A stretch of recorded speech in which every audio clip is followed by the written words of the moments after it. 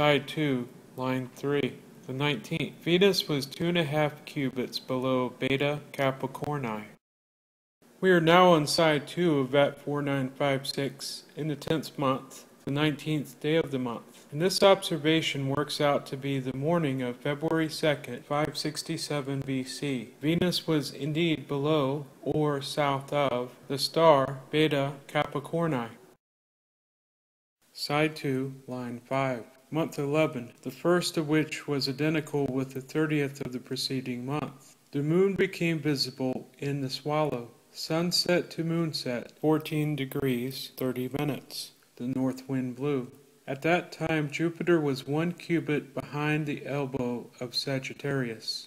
Month 11, day 1 is February 12th, 567 BC. As we can see here, the moon became visible in the Swallow, that is, in the constellations we know today as Pisces and Pegasus.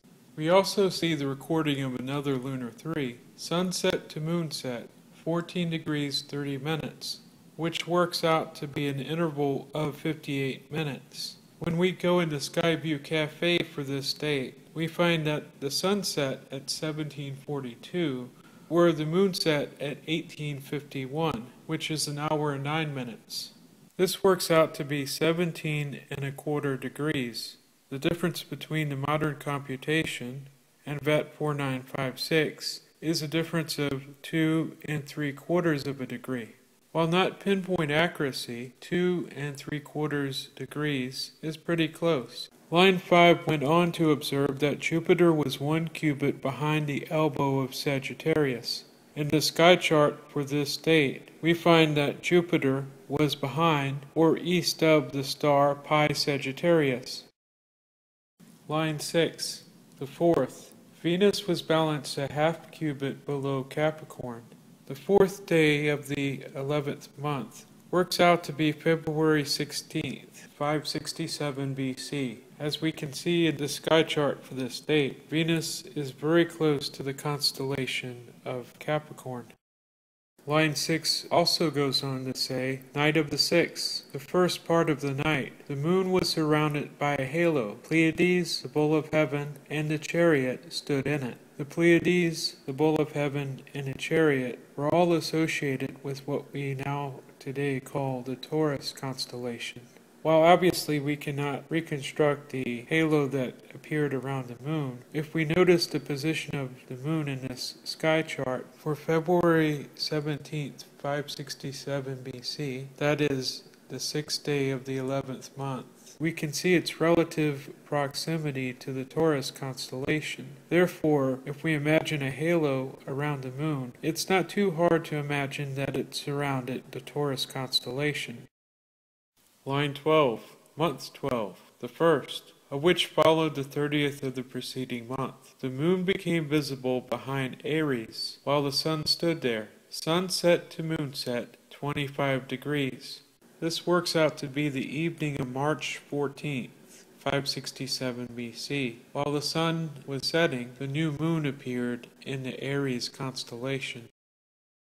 Line 12 also reports another lunar 3, from sunset to moonset, 25 degrees, which works out to be a 100-minute interval. In Skyview Cafe for this date, we find that sunset was at 1804 and moonset was at 1948, a difference of 104 minutes, or 26 degrees, which is only 1 degree more than what was reported by VAT 4956, a very close match.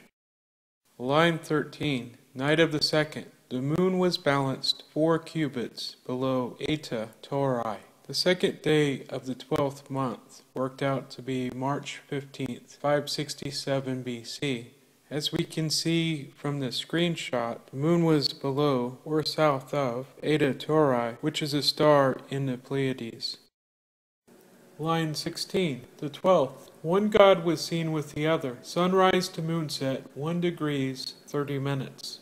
Month 12, day 12 works out to be March 26, 567 BC. From the sky chart of this date, we can see that the sun and moon made a brief appearance in the sky at the same time. The sun rose as the moon set. and line 16 records a lunar 3 of 1 degree 30 minutes. An interval of 6 minutes from sunrise to moonset. When we go into Skyview Cafe, we find that the sun rose at 6:06 and the moon set at 6:08, a difference of 2 minutes, which works out to be half of a degree. Therefore, the difference between the observation on VAT 4956 and what we've computed here is little more than a degree, which is so close we can consider this a good match.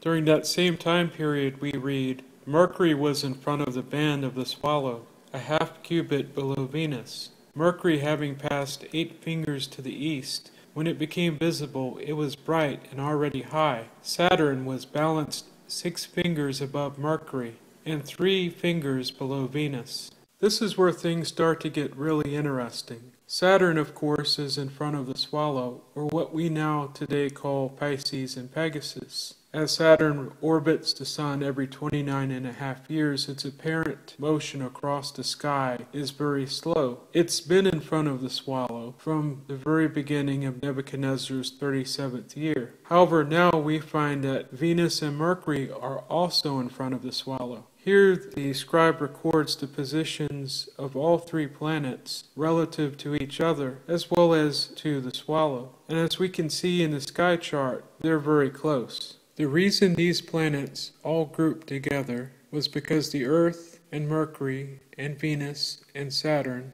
were all aligning and would remain aligned for a number of days. Therefore, this is another observation that solidly locks Nebuchadnezzar's 37th year to 568 to 567 BC. There are more observations in this astronomical diary than what we've covered here. For time's sake, what we've covered should be enough, hopefully more than enough, to demonstrate that Nebuchadnezzar's 37th year started in 568 BC, which would mean his 18th year, the year Jerusalem was destroyed, was 587 BC.